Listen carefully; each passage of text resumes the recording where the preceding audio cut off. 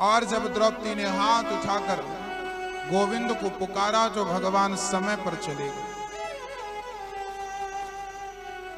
आने में देर नहीं है,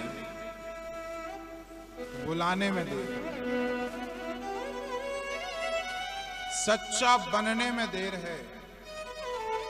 हम आपसे कहें कि तुम सरल बन जाओ, तो आपके सरल बनने में देर है या उसके आने में देर है?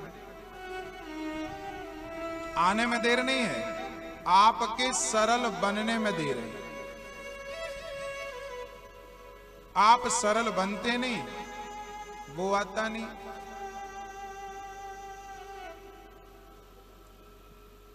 द्रौपदी ने बुलाया, भगवान चीर बनकर खींचने लगे, साड़ी ढेर लग गई।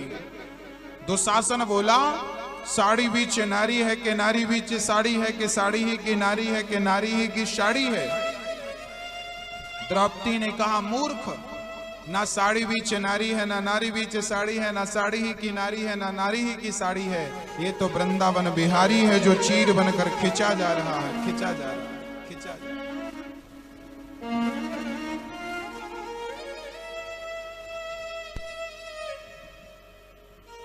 चीर बनकर खिंचा जा रहा है।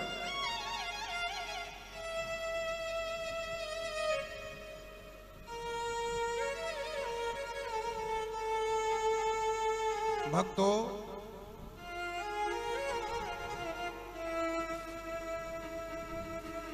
भगवान ने द्रौपदी की रक्षा करी। कुंती ने कहा, प्रभु सुख मांगकर क्या करूंगी, दुख ही दे दो, क्योंकि जब जब दुख आए तब तब उस दुख से निकालने के लिए आप आए। इसी बहाने आपका दर्शन होता है। सुख आएगा तो दर्शन कैसे होगा? कुंती बुआ ने दुख मांगा, भगवान ने अपने आप को दे दिया और भगवान आगे चले पितामह भीष्म का दर्शन करने। बाणों की सैया पर लेटे थे, दर्शन किया। पितामह भीष्म ने स्तुति करते हुए कहा,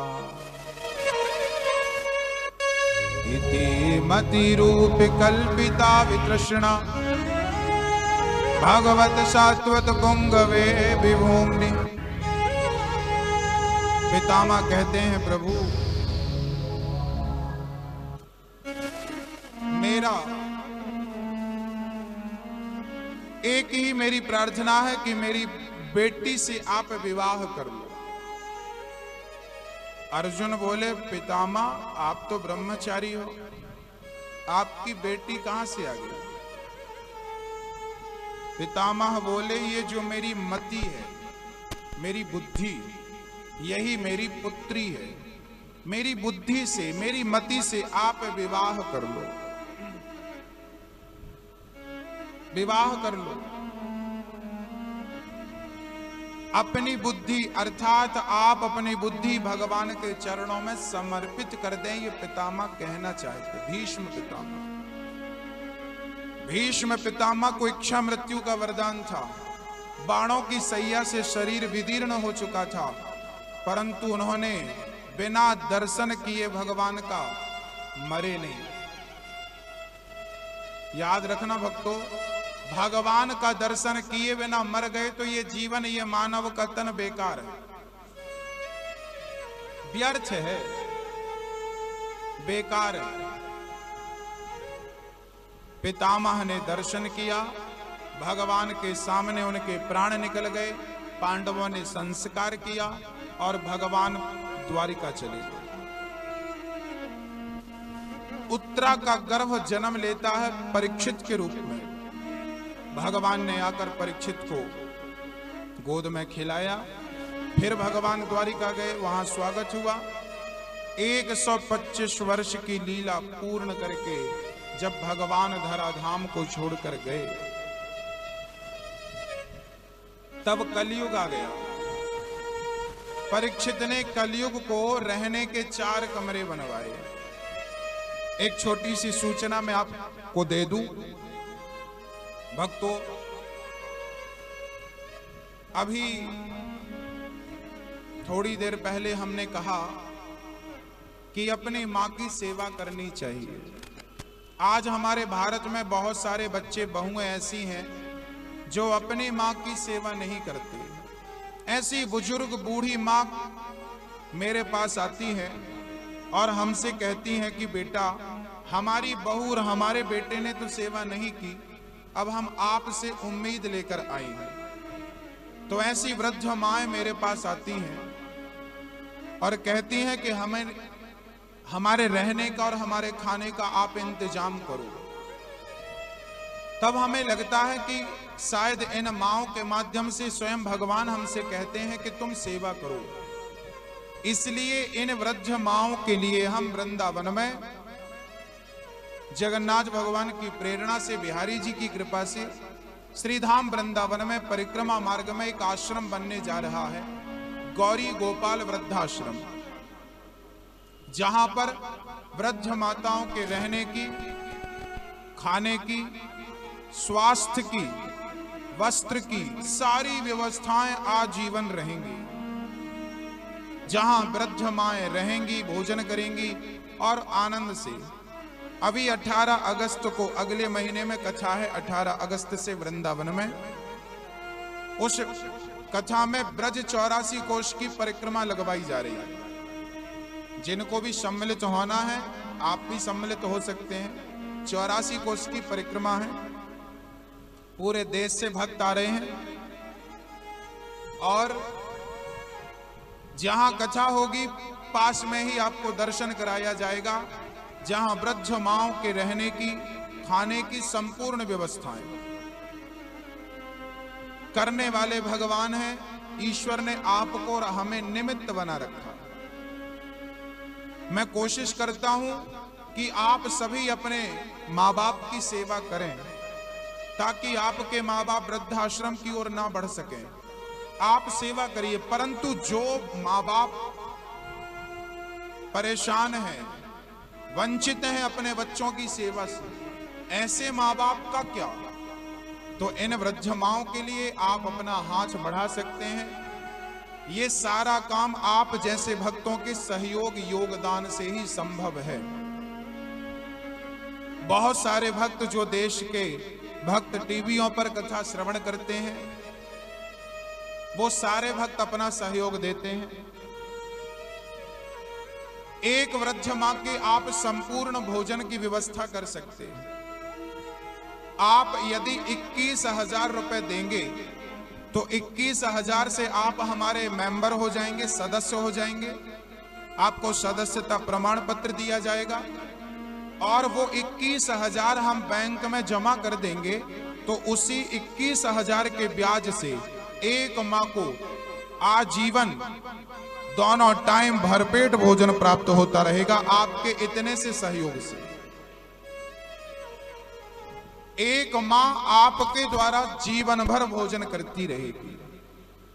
तो आप में से जिन भक्तों को इस अच्छाई से जुड़ना है, आप हमारे मेंबर रहेंगे। कभी भी उस आश्रम में आप आए, आप रहें, खाएं पिएं, आपका कभी कोई किराया खर्चा नहीं लगेगा, क्योंकि आप हमारे मेंबर रहेंगे। और आपका दिया 21,000 एक माह को दोनों टाइम का भोजन बन के प्राप्त होगा। आप स्वयं वृंदावन आए, स्वयं देखें, स्वयं जुड़ें। यदि आपको लगता है कि ये वृद्ध माओं की सेवा का प्रयास अच्छा है, तो हमारे भैया जी आज यहां पर कल ही आए हैं हिमाचल से। कहां? हरियाणा, अंबाला। हरियाणा अंबाला से भैया जी कथा सुनने आए हैं और इन्होंने 21,000 का सहयोग देकर आजीवन सदस्यता ग्रहण किया। जोरदार तालियां। मैं आपको प्रमाण पत्र देना चाहूंगा, आप आए। आप एक वृद्ध मां को दोनों टाइम का भरपेट भोजन दे रहे हैं, आजीवन संपूर्ण सेवा कर रहे हैं आप एक माह की। एक ही बार 21,000 देकर आप जीवन भर के लिए एक माह को दोनों टाइम का भोजन दे सकते हैं। आप भी इस कार्य से जुड़ सकते हैं। आप में से जिन भक्तों को भगवान ने देने योग्य बनाया है, इन माओं के लिए आप दे सकते हैं। आप दोनों टाइम का भोजन दें, या तो एक टाइम का भोजन आजीवन दे सकते हैं मात्र 11,000 रुपए की सेवा से। जी खेलते हैं टाइम पास।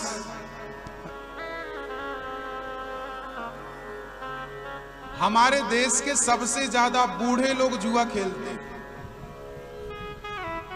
लोग कहते हैं बच्चे बिगड़ गए, बच्चे नहीं बिगड़े, भारत के बूढ़े बिगड़ गए।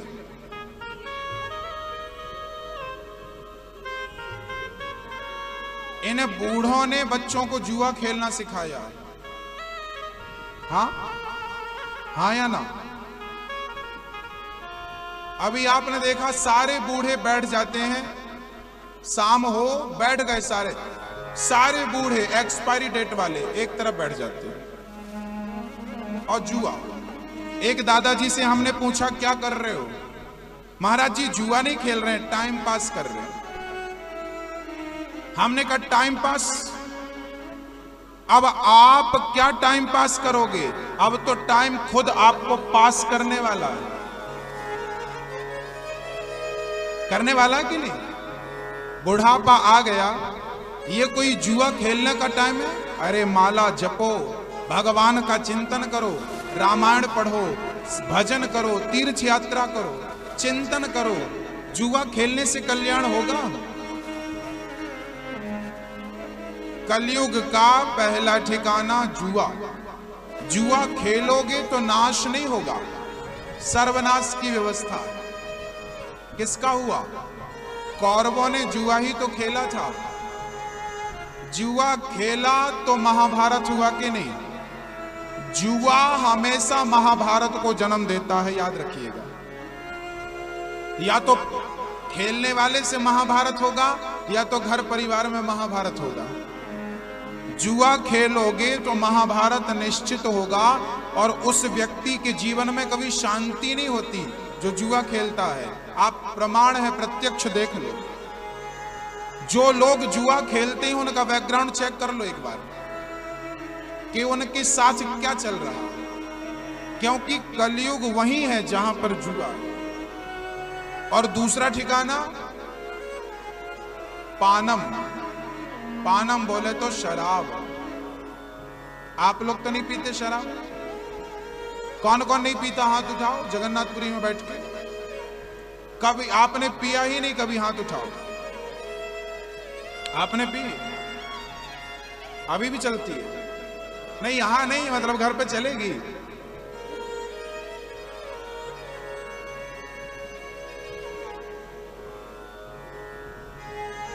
अच्छा, पीछे भी महापुरुष बैठे हैं।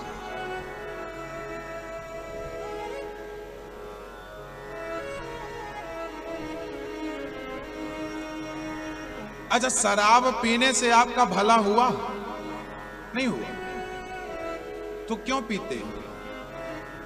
अच्छा, ये बताओ कि आप शराब छोड़ सकते हैं या नहीं? आपके अंदर छोड़ने की ताकत है या नहीं है? तो फिर इस ताकत का उपयोग कब करेंगे? इस शक्ति का उपयोग कब करेंगे? आप सब कुछ कर सकते हैं।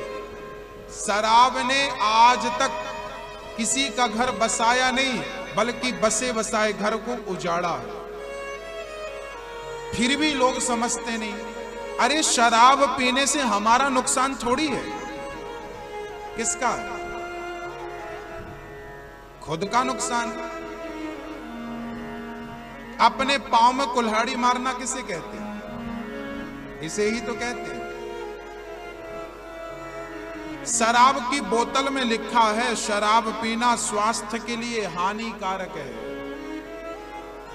एक लाइन तुम पढ़ नहीं पाए, और पढ़ पाए तो समझ नहीं पाए।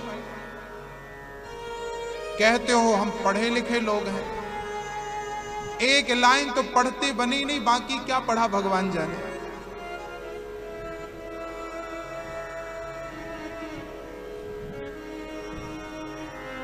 शराब पीकर अपना नाश मत करना, क्योंकि शराब पीने से नाश नहीं होता, सर्वनाश किसका हुआ? भगवान कृष्ण के पुत्र पौत्रादियों ने आखिरी में क्या किया था? सारे यादवों ने शराब पी ली और शराब पीकर आपस में ही लड़कर मर गए। यदुवंशी। भगवान कृष्ण का वंश नहीं बचा शराब पीने से, तो आप और हम बचेंगे? इसलिए संकल्प कर लो, अपने आप को इतना विकसित कर लो, अपनी मेमोरी, अपनी बुद्धि को, कि आप कभी शराब के चंगुल में ना फंसे। बहुत पीकर देख ली, एक बार छोड़कर देख लो। जो स्वाद पीने में है उससे कई गुना ज्यादा स्वाद छोड़ने में। एक आदमी मेरे पास आया, बोले महाराज जी आप भी पियो। गरम गरम लेके आया। हमने कहा क्या है? बोले अभी निकाली, ताजी ताजी अंगूर की है, पी लो। हमने कहा पिएंगे तो क्या होगा? बोले ऐसी मस्ती चढ़ेगी, उतारी नहीं उतरेगी। हमने कहा कब तक? बोले 12 घंटे चढ़ती है ये वाली तो 12 घंटे। हमने कहा 12 घंटे बाद क्या होगा? बोले दूसरा पैक चढ़ा लेना। हमने कहा फिर उतर जाएगी, क्या करेंगे? बोले तीसरा पैक। हमने कहा तुम्हारी वाली 12 घंटे में उतर जाती है और हमारी वाली एक बार पी लो ना तो पूरे जन्म नहीं उतरती। बोले कौन सी वाली तुम्हारी? हमने कहा जाम पर जाम पीने से क्या फायदा, रात बीती उतर जाएगी। हरि नाम का जाम पी ले बंदे, तेरी जिंदगी सुधर जाएगी। पीना ही है तो राम नाम का प्याला, कृष्ण नाम का प्याला पी लो, और ये पी लोगे ना तो कभी उतरेगी नहीं। तो जो पीना चाहिए वो पीता नहीं है, जिसे हाथ नहीं लगाना वो पीता। अच्छा ये बताओ, आप में से कौन कौन चाहता है कि मेरा बेटा भी बहुत बड़ा शराबी बने? चाहता कोई? कोई नहीं चाहता।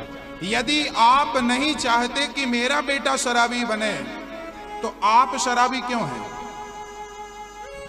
आप अपने बच्चों को जैसा बनाना चाहेंगे उसके पहले आपको वैसा बनना पड़ेगा। हाँ या ना? सही है। अब मैं बीड़ी पीऊं और आपसे कहूं बीड़ी मत पीना, तो आप कहेंगे कि पहले अपने तो सुधारो। उपदेश देना सरल है, उसे हृदयांगम कर लेना, चरित्र में उतार लेना कठिन है।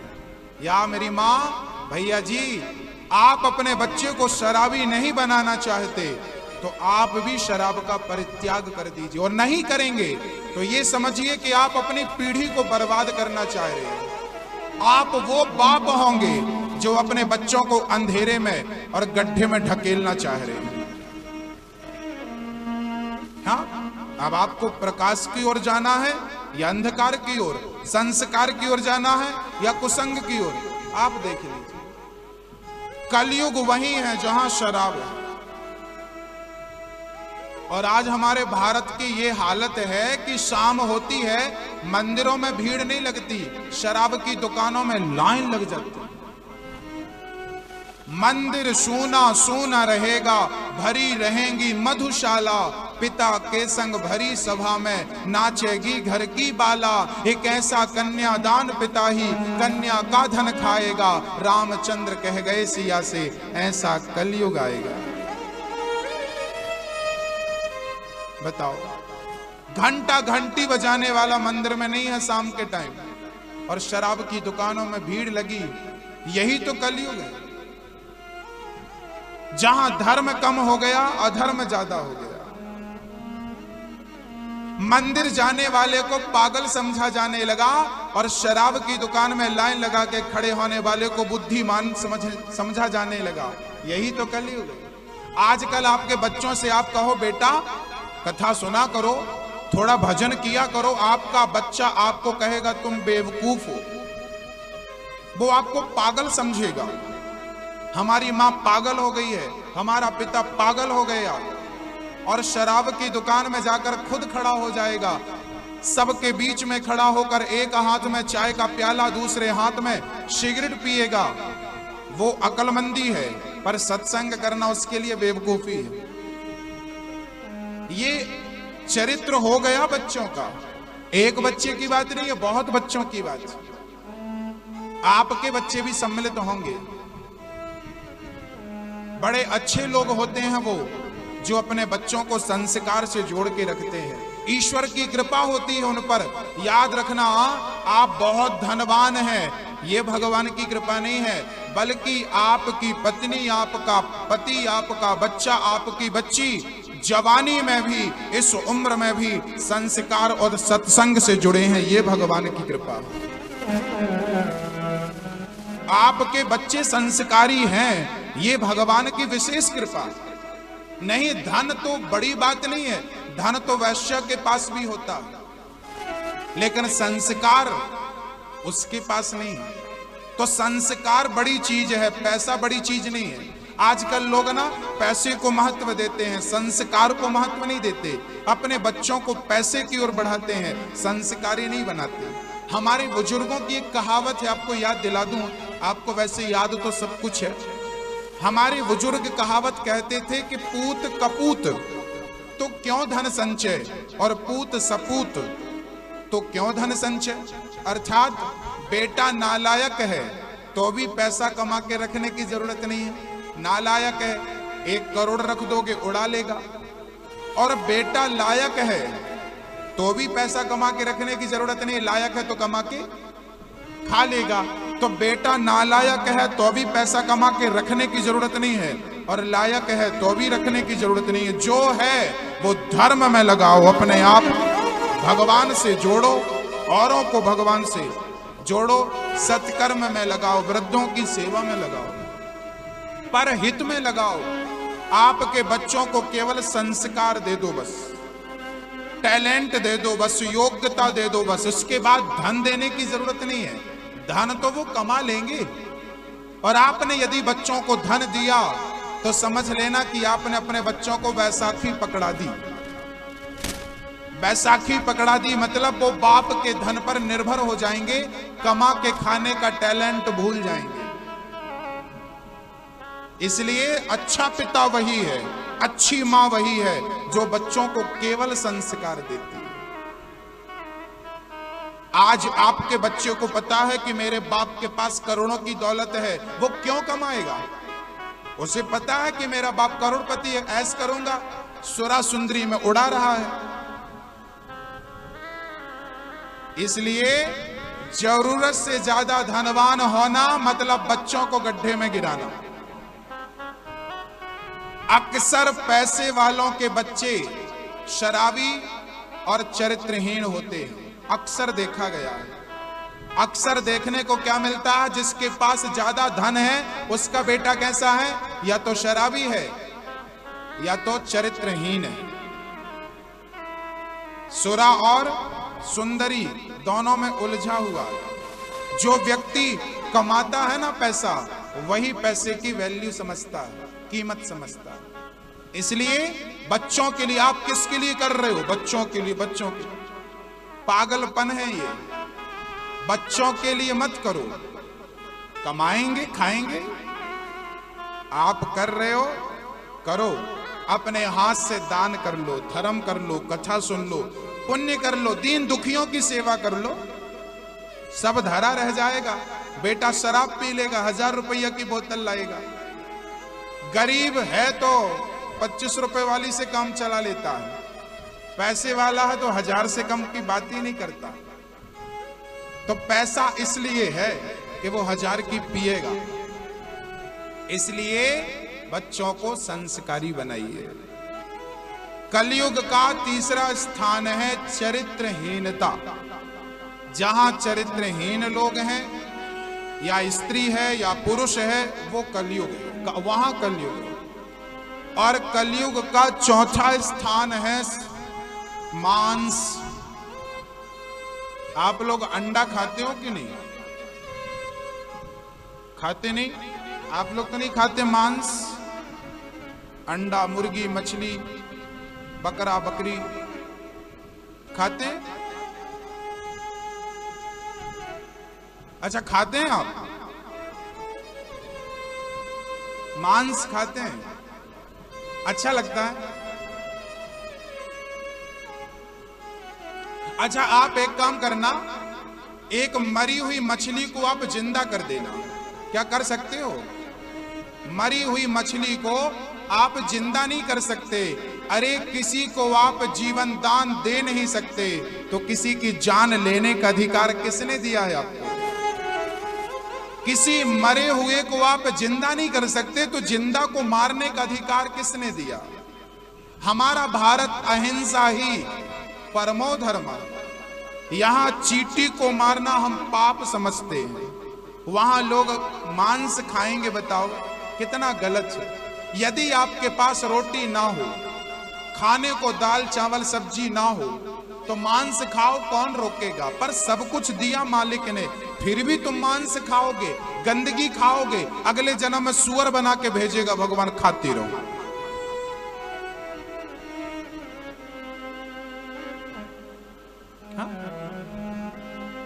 मांस भक्षण हमारे लिए नहीं है।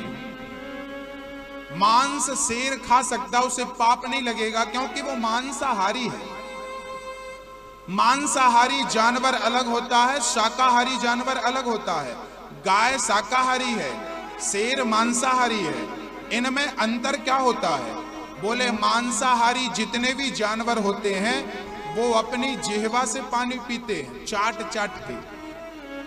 कुत्ता कैसे पानी पीता है? बिल्ली कैसे पानी पीती है? शेर कैसे पानी पीती है? चाट कर। जबकि शाकाहारी घोड़ा कैसे पानी पीता है? मुंह से पीता है। गाय कैसे पानी पीती है? अब आपकी बात करूं, आप कैसे पानी पीते हो? चाट कर या गाय की तरह मुंह से? हम लोग पीते हैं मुंह से, गाय की तरह। हाँ, हम लोगों को भगवान ने शाकाहारी बनाया है। हमारे शरीर में जो फंक्शन है वो भी दाल चावल सब्जी रोटी को पचाने के लिए है। मांस पचाने में सक्षम नहीं है। मांस खाने वाला समय से पहले मर जाता है। हमारे भारत के संतों की उम्र कितनी होती थी? 1000 साल। सुना आपने वाल्मीकि जी की कितनी उम्र थी? पुराने संतों के बारे में सुना, वशिष्ठ जी की उम्र कितनी थी? बोले वशिष्ठ जी दशरथ जी के गुरु थे, उनके पिता के गुरु थे, उन्हीं के वंश में राजा नभग थे, उन्हीं के वंश में सगर थे, उन्हीं के वंश में असमंजस थे, उन्हीं के वंश में दिलीप थे, खटवांग थे, सबके गुरु वशिष्ठ जी थे। मतलब 100-200 पीढ़ी से वही गुरु थे। सब मरते गए, गुरु जी नहीं मरे। इतनी लंबी आयु वशिष्ठ जी। क्यों? क्योंकि खान पान हमारे देश का अच्छा था।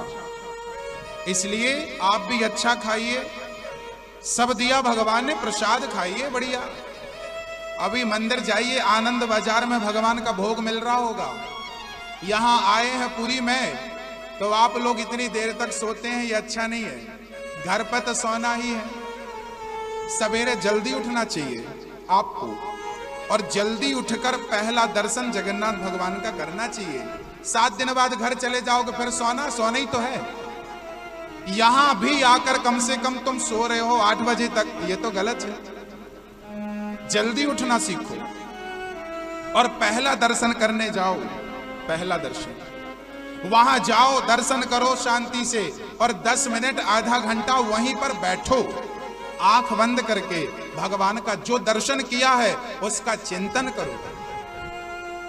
यहां आने की सार्थकता यही है। जगन्नाथ भगवान को दिल में बसा लो। उनकी बाकी झांकी कभी निकलनी नहीं चाहिए। इतनी बार दिन में आपने कल कितने बार दर्शन किया? कितने बार? 2 बार। आपने 2 बार दर्शन किया, और कल इस दास ने 3 बार दर्शन किया, जबकि आप यहीं थे, थके भी नहीं थे। कल हम 24 घंटे की यात्रा करके आए थे, फिर भी हमने 3 बार दर्शन किया।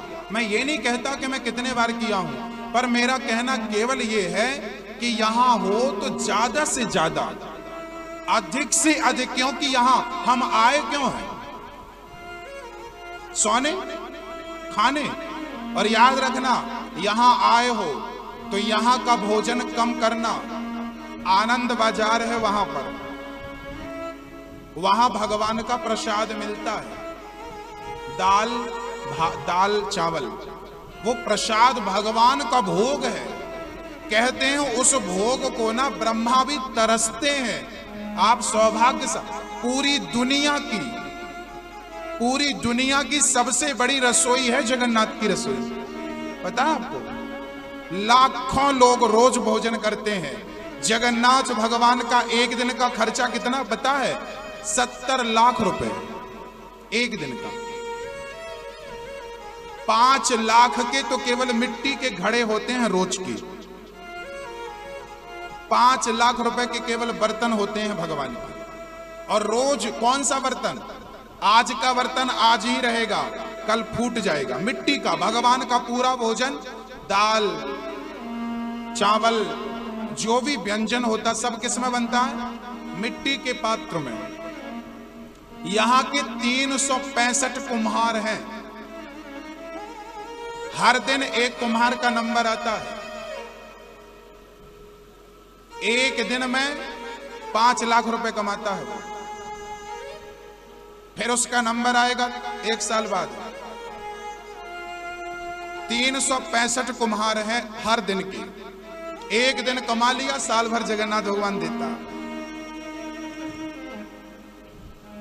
ठाकुर जी की रसोई बड़ी रसोई है। तो आप ना थोड़ा सा यहां खाओ और बाकी वहां आनंद बाजार है, वहां बैठकर खाने का मजा है। एक बार क्या हुआ, ये जगन्नाथपुरी एक ऐसा धाम है जहां एक पत्तल पर कुत्ता खाए उसी पत्तल पर आप खा लो, कोई दोष नहीं होता।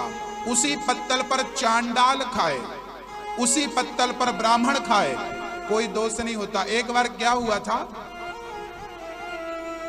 एक बार यहां पर एक पत्तल पर आप जैसे भगत ने खाया और फेंक दिया, उसमें कुछ दाल चावल रह गया, तो कुत्ता आया चाटने लगा। उसी पत्तल पर ब्रह्मा जी आए। ये यहां का इतिहास है, यहां की सच घटनाएं, पुराणों की घटनाएं हैं। ब्रह्मा जी आए और उसी पत्तल को खाने लगे, चावल चाटने लगे। तो एकादशी हंसने लगी। एकादशी हंसने लगी, वाह इतना बड़ा ब्रह्मा पत्तल जूठन कुत्ते के साथ खा रहा है। एकादशी हंसी तो जगन्नाथ भगवान आ गए। एकादशी क्या कर रही हो? ये यहां जगन्नाथ, ये जगत का नाथ, उसका घर है। ये यहां पर ऊंच नीच कोई नहीं होता और तुम हंस रही हो। उल्टा लटका दिया भगवान ने। आज भी मंदिर के किनारे आपने देखा उल्टा लटकी एकादशी।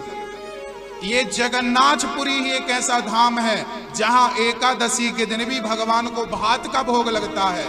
घर पे भात खाओगे पाप लगेगा, पर जगन्नाथपुरी में एकादशी के दिन भी भात खाओगे तो पुण्य ही प्राप्त होता है, यहां पाप नहीं लगता। एकादशी उल्टी लटकी। अर्थात कहते हैं जगन्नाथ के भात को जगत पसारे हाथ। तो यहां आए हो तो यहां के बासमती मत खाओ, वहां का प्रसाद खाओ। एक दिन नहीं, 7 दिन खाओ तो क्या नुकसान है। इसका अर्थ ये नहीं कि यहां ना खाओ, खाओ पर प्रसाद रोज लो। और प्रसाद जितना लो थोड़ा ही लो। 10 रुपए का लो, 20 रुपए का लो, 50 रुपए का, थोड़ा थोड़ा लो, खाओ पूरा। प्रसाद ना फेंका जाए। यहां भी आप इतना ही खाओ, क्योंकि यहां भी जो आप खाते हो ये भी जगन्नाथ भगवान का प्रसाद है। और प्रसाद का फुल फॉर्म क्या होता है? प्रसाद। प्रा मतलब प्रभु के, सा मतलब साक्षात, दा मतलब दर्शन। प्रभु के साक्षात दर्शन का नाम प्रसाद होता है। तो आनंद बाजार में वहां बैठकर ठाकुर जी का प्रसाद लो और प्रेम पूर्वक। यहां पर कोई जात नहीं है, कोई पात नहीं है, कोई ऊंच नहीं है, कोई नीच नहीं है। सब जगन्नाथ भगवान के। जगन्नाथ प्रांगण के अंदर जो चावल का दाना पड़ा है, वो दाना किसी के पांव के नीचे भी आ रहा हो तो आप उसे उठाकर खा लीजिए, क्योंकि वो प्रसाद है। यहां की महिमा आपको पता नहीं, मुझे आप कितना जानते हो, पर मैं ये जानता हूं कि यहां आज के 100 साल पहले चैतन्य महाप्रभु आए थे। हाँ, 100 साल से भी ज्यादा पुरानी घटना है। चैतन्य महाप्रभु आए थे और उन्होंने भगवान का दर्शन किया था।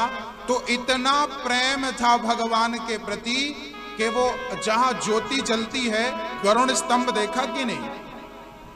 गरुड़ स्तंभ के पीछे जो गेट है, उस गेट पर खड़े होकर चैतन्य महाप्रभु ने भगवान को ऐसे देखा था।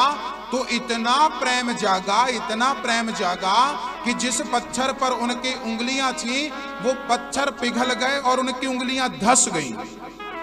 जिस पत्थर पर खड़े थे वो पिघल गया। आज भी उनकी उंगलियों के निशान हैं। आपने देखा कि नहीं? नहीं देखना, हाँ देखना, यहां आए हो सब कुछ देख के जाना। मैं आपको ले चलूंगा एक दिन दिखाने के लिए, सब चीजें दिखाऊंगा। यहां की रसोई देखना, वो उंगलियों के निशान आज भी जो जानकार भक्त है ना, ऐसी उंगलियों से ऐसे करके दर्शन करते हैं, ऐसे। क्योंकि चैतन्य महाप्रभु ने ऐसे दर्शन किया। चैतन्य महाप्रभु यहां पर 20 साल रहे, 18 से 20 वर्ष यहां पर रहे हैं। और आखिरी साल पर जगन्नाथ भगवान की यात्रा निकल रही थी, आषाढ़ी यात्रा भी निकल गई। यात्रा निकल रही थी तो चैतन्य महाप्रभु कीर्तन करते थे। कौन सा करते थे? हरे राम राम राम हरे हरे, हरे कृष्णा कृष्णा कृष्णा हरे हरे। कीर्तन करते जा रहे थे और इतना प्रेम जागा, इतना प्रेम जागा कि चैतन्य महाप्रभु पूरे के पूरे आखिरी 20वें साल में भगवान जगन्नाथ के मुख में समा गए। मीराबाई द्वारिकाधीश के मुंह पर समाई और चैतन्य महाप्रभु जगन्नाथ भगवान के मुख में सबके सामने समा गए। ये कोई इतिहास की बातें नहीं है, ये आंखों देखी बातें, अभी की बातें। आज भी उनके निशान हैं। तो जगन्नाथ भगवान कौन है पता है? ये प्रत्यक्ष भगवान है। ये मूर्ति नहीं है कि आपने मूर्ति का दर्शन किया ना। भगवान 4 धाम है हमारे, बद्रीनाथ, रामेश्वरम, द्वारिका और जगन्नाथ। ये 4 धाम हैं। बद्रीनाथ में भगवान ध्यान लगाते, नाश्ता करते हैं। रामेश्वरम में भगवान स्नान करते हैं। आपका घर जो होता है उस घर में बेडरूम अलग होता है, किचन अलग होती है, और लाइट बात अलग होती है, नहाना धोना, मिलने जुलने के लिए हॉल होता है। ऐसे ही ये भारत भगवान का घर है और भगवान के 4 कमरे हैं। एक कमरा है आपके घर पे पूजा पाठ वाला कमरा, जहां पे आप जाके बैठते हो ध्यान लगा। तो भगवान ध्यान लगाने कहां जाते हैं? भगवान ध्यान लगाने बद्रीनाथ जाते हैं। नहाने कहां जाते हैं? रामेश्वरम। आज भी रामेश्वरम में आप लोग गए होंगे तो वहां नहाए कि नहीं? वहां नहाने की महिमा है। भगवान वहां नहाते हैं और नहाने के बाद खाते कहां हैं? ये खाना यहां जगन्नाथ भगवान खाते हैं। और सोते कहां हैं? सोने जाते हैं द्वारिका। वहां द्वारिका में भगवान को बड़ा लेट उठाते हैं पुजारी जी, और खूब बढ़िया रजाई गद्दा ये वो। वहां पर ना वस्त्र दान की महिमा है द्वारिका में, यहां अन्नदान की महिमा है। बद्रीनाथ में ध्यान लगाने की महिमा है और रामेश्वरम में स्नान करने की महिमा है। और एक बात और बताऊं, वास्तु के हिसाब से ये बातें बिल्कुल सटीक हैं। वास्तु का आपको नॉलेज हो तो आपको बताऊं, भगवान का मंदिर किस दिशा में होना चाहिए? ईशान कोण में। तो ईशान क्या है? भगवान जहां ध्यान लगाते हैं बद्रीनाथ, ईशान है। रसोई कहां होनी चाहिए? आग्नेय कोण में। ये आग्नेय कोण पर बैठे हो आप, मैप खोल के देख लो। भारत का ये आग्नेय कोण है और आग्नेय कोण में पूरी जगन्नाथपुरी आग्नेय कोण में है, पूरब दिशा में। और जो भगवान की रसोई है वो बिल्कुल आग्नेय कोण में। और भगवान की रसोई बनती है ना, तो सूर्य भगवान की किरण उनके भोजन पे नहीं पड़ती। यदि पड़ जाए तो फिर वो भोग भगवान को नहीं लगता, क्योंकि सूर्य ने देख लिया मतलब सूर्य को भोग लग गया। फिर वो जगन्नाथ जी को जगन्नाथ भगवान 6 बार भोजन करते हैं। कितने बार खाते हैं? 6 बार खाते हैं। सबसे पहला भोग खिचड़ी का होता है, कर्माबाई की खिचड़ी। ये कर्माबाई कौन है मैं कल परसों सुनाऊंगा।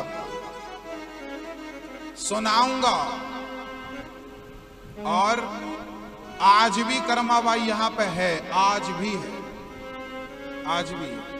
आज भी वो भगवान को खिलाती पिलाती। ये जगन्नाथपुरी जो है ना, ये आपकी इन आंखों से नजर नहीं आएगी।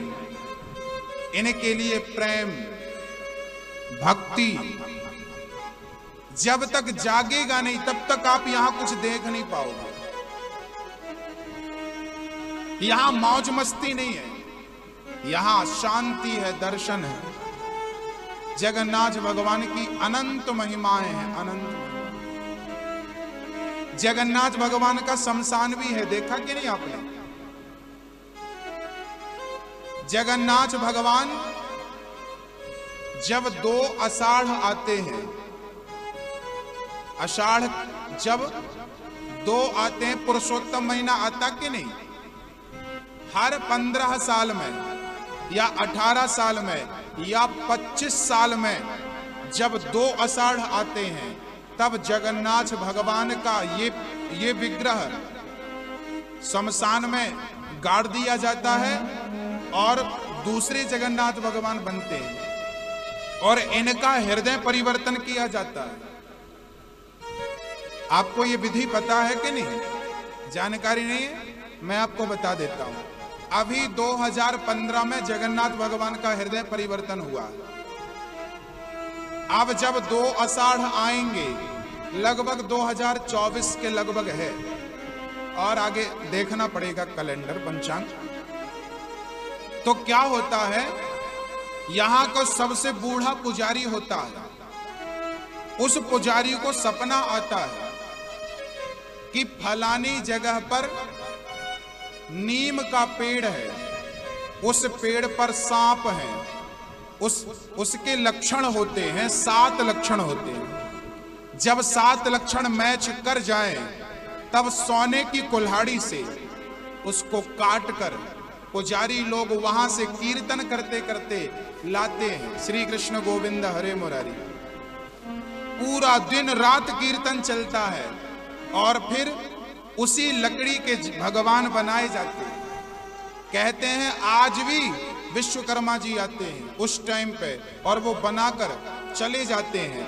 फिर सबसे बूढ़ा पुजारी होता है, वो बूढ़ा पुजारी इन जगन्नाथ भगवान का हृदय निकालता है। इनके अंदर हृदय होता है।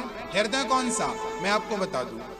जब भगवान श्री कृष्ण चले गए 125 वर्ष की लीला पूरी करके, तो भगवान श्री कृष्ण का के पांव में बहेलिये ने बाण मारा था। कहते हैं कि अर्जुन ने भगवान कृष्ण का अंतिम संस्कार कर दिया, परंतु भगवान का शरीर जला ही नहीं। तो अर्जुन को भगवान ने कहा कि मेरा शरीर जलेगा नहीं, तुम समुद्र में फेंक दो। तो समुद्र में फेंक दिया अर्जुन ने। वहां के समुद्र से ये लहरों के माध्यम से भगवान का शरीर यहां आ गया पुरी में।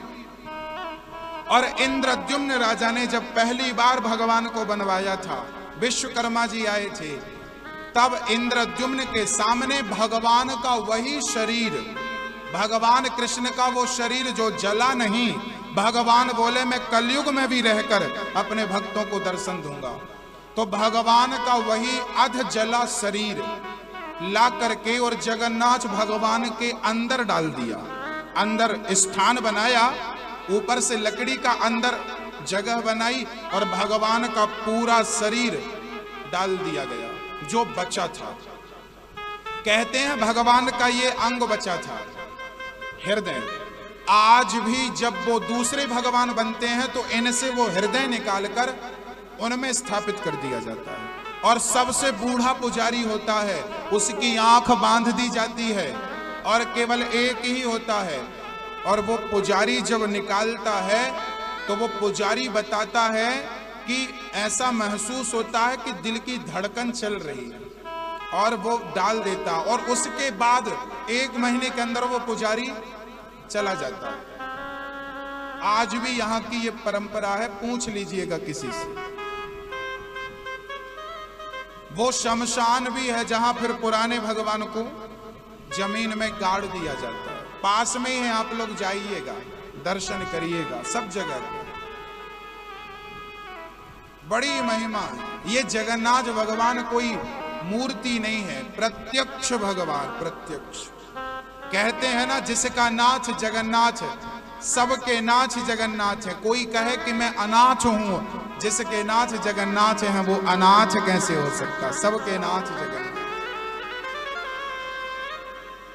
हाँ, चलिए मैं और आपको बताऊंगा। आपको जो चीज समझ में ना आए जगन्नाथपुरी की, वो आप पूछ लीजिएगा। यहां पहले समुद्र बहुत पास में था, तो फिर समुद्र की लहरों से ना सुभद्रा डरती थी। मंदिर में कितने लोग बैठे हैं? कौन कौन बैठा है आपको पता है? मंदिर में कौन कौन बैठे हैं? जो इस तरफ बैठे हैं वो कौन है? वो कौन है? वो कौन है? वो कौन है? जगन्नाथ भगवान किस तरफ के हैं? इस तरफ के या इस तरफ के?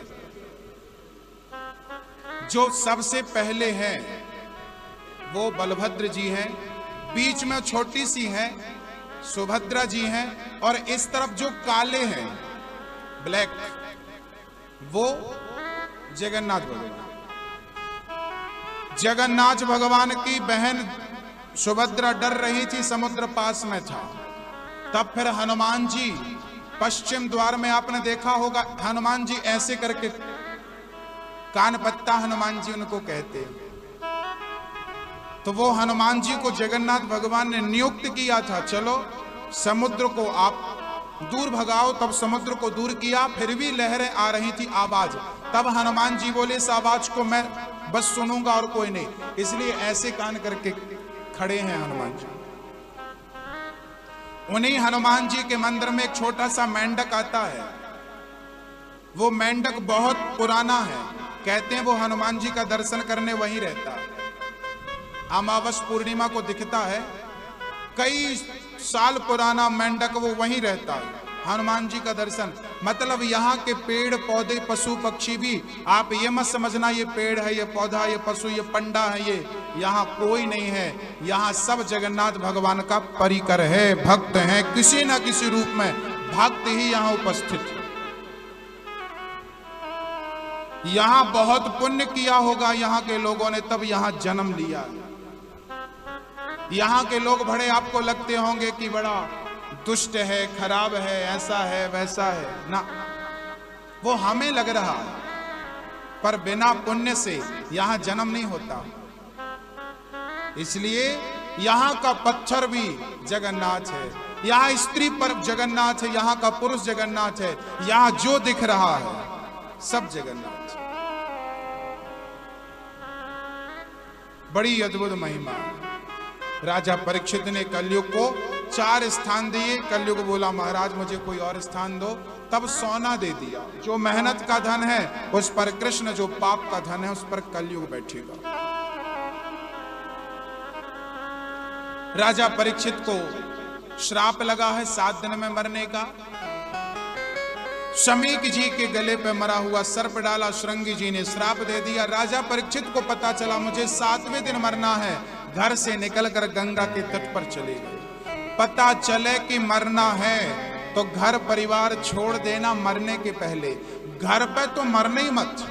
मैं आप लोगों से कह रहा हूं, आप लोग ना मरने के टाइम घर छोड़ देना पहले, घर पे मत मरना। अब आपका पता कैसे चलेगा? अरे बुढ़ापा आ गया, पता चल रहा है, अब जबरदस्ती घर पे पड़े हो। बुढ़ापा आ गया, पता चल रहा है कि मरने वाले हो, अब घर पे पड़े हो। बताओ, मतलब घर से निकल जाओ। मरना भला है दूर का, जहां ना अपना कोय, पशु पक्षी भोजन करें, कोट यज्ञ फल होए। घर पे मरने से कोई फायदा नहीं, घर वाले मरने नहीं देते। जब आप मरने के लिए पड़ोगे ना तो घर वाले आएंगे, हिलाएंगे, भैया पहचानो, भैया पहचानो, पहचानो।